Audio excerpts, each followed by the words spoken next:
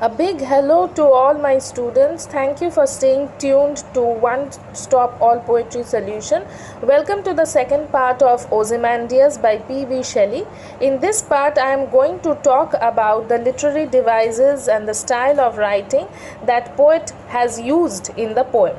So, as I was telling in my earlier video also, that Ozymandias is first and foremost a metaphor of the ephemeral nature of the political power. What does ephemeral mean? Ephemeral means that ever-changing power of the ever-changing nature of the political power. Means today it is there, tomorrow it may not be there. Ozymandias symbolizes not only the political power, but you can also take it as the statue, as a metaphor for pride and hubris. Hubris means the downfall of all of humanity, and in any of its manifestations it is significant as a work of art because it talks about the very important aspect of humanity, that nothing is eternal. It is, as I was telling earlier also, that the King of Kings is a biblical language. It could imply that this subsequent it smells, there is a strong smell, this King of Kings words, it is a strong smell of some kind of an arrogant pride that was present in Ramesses, and it could imply that the subsequent obscurity was a punishment from God, a subject that we find occurring over and over again in many of Shelley's poems. Some of the literary devices that are used here, one is caesura. Caesura is Caesurae. Caesura. A caesura is a break of meaning and rhythm within a line. Shelley uses several of these caesura in the poem, each one having the significant effect. The first one comes after who said, when the poet is telling about who said and narrating the experience of the traveler. The second caesura comes after stands in the desert. The second caesura comes after stands in the desert. The very final full stop at the ending of the sentence tells us of the isolation, the deserted atmosphere, the deserted surroundings in which the statue is placed. And the third caesura is comes after nothing beside remains. Nothing beside remains. Okay, so this short, grammatically complete and isolated sentence stands within the poem like a statue in the desert. It is very brief. Caesuras are generally very brief. Okay. Next, I was talking in the earlier video also of the irony. The statue is, of course, ruined. The legs remain, but the body has fallen. The face or the top portion of the body, that is totally shattered and unable. No one is able to recognize that. But in that. In spite of that, he is talking about how everyone should, all the kings should remember him for his works when he himself is so temporary, so short-lived. It is important that you also note that we humans are very insignificant creatures. Our pride and might will eventually disappear, and what remains is the immortal work of art. Now we will move on to the next literary device that is known as synecdoche. Synecdoche.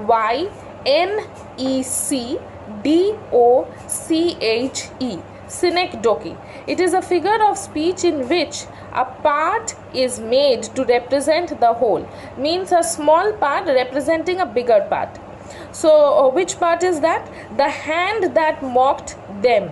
The hand here refers to the sculptor, and then the next part is the heart that fed, means it refers to the king Ozymandias. So this part represents the whole part, which is the king Ozymandias. Okay, then is hyperbole. Hyperbole means exaggeration. King of kings, it is also hyperbole. King of kings. Okay, irony. Irony is in the word again, once again, as I mentioned earlier also in my first video. Mighty and despair, nothing beside remains. Look upon my works, mighty and despair, nothing beside remains. So there is nothing that can be compared to the achievements of Ramesses or Ozymandias, but the irony is that he himself is in ruins.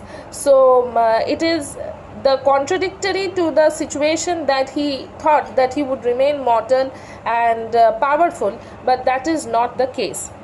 Next is alliteration. Alliteration, alliteration, alliteration. It is the repetition of a consonant sound in the consecutive or in the nearer words that appear together. Okay, like you can see this in too vast and trunkless. Too vast and trunkless. Then you can see it in cold command. Okay, so the repetition of the similar sounding consonant words appears together, and it is known as two or more. It has to be two or more so that you can term it as alliteration. Then is oxymoron. Oxymoron is apparently contradictory terms appearing together or in close by. It can appear in a conjunction also.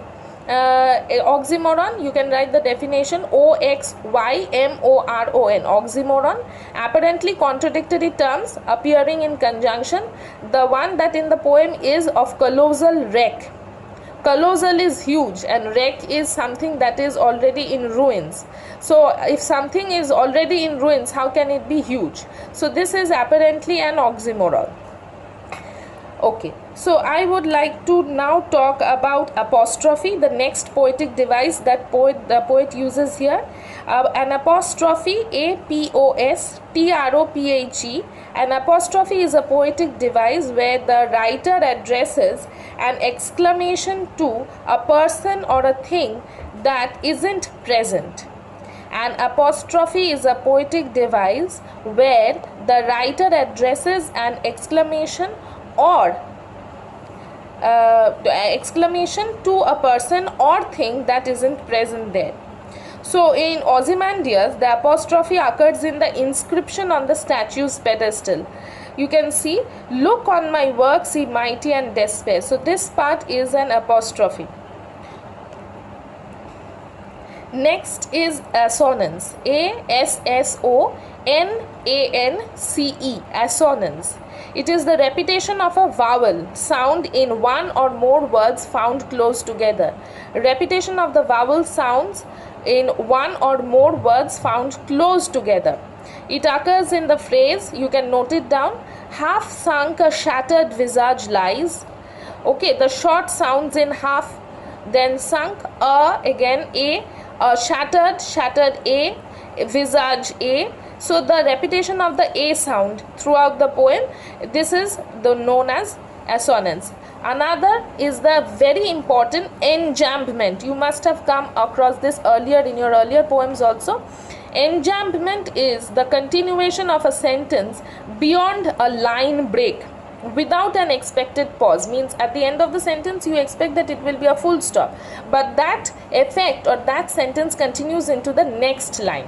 So it is the continuation of a sentence beyond a line break without an expected pause. There are a number of examples. The first one is, "Who said, 'Two vast and trunkless legs of stone stand in the desert'?" Where you expect a pause, there are ellipses, 3 dots. Then it continues again, "Near on the sand and nothing beside remains. Round the decay of," again the second is, "round the decay of that colossal wreck, boundless and bare." Okay, so these are the two examples of enjambment where without the expected pause, the effect continues from one part to the other. And that's it in the poem. The poem is very important because it implies that all rulers, dynasties, human beings, no matter how big, how important they are, they will eventually crumble, as nothing can withstand time forever. At the time the poem was written, this is something for your historical background to the poem also. At the time the poem was written, Napoleon had recently fallen from power and grace. He was living in exile after ruling and invading and after being such a prominent and important ruler. Okay, so ruler, and his fate, you see, is very similar to Ozymandias. He has fallen from grace, he has fallen from that power, like Ozymandias in the present poem that we are analyzing now. We see when Ozymandias orders that look on my works, ye mighty, and despair, he meant to cause in his rivals a despair over their incredible powers, quite similar to Napoleon, because people were quite aware of Napoleon's powers, and his way of invading, his way of ruling was quite similar to how ignominious, you can write the spelling ignominious, ignominious, ignominious and inevitable, and as inevitable his power, they would despair at his ignominious and inevitable power, which was nothing compared to, nowhere near compared to them. It was at a much higher level, as Ozymandias also mentions. Okay, that's it for the literary devices that I have analyzed for you here. All of them throughout the poem have been analyzed and explained. If you feel that there are any doubts, confusions you want to clarify, feel free to ask in the comments section. And at the end of the video, if you have not subscribed, please subscribe. Click on the bell icon and like, share, spread knowledge and spread love. Thanks for watching this video. Stay tuned for more updates. Thank you once again.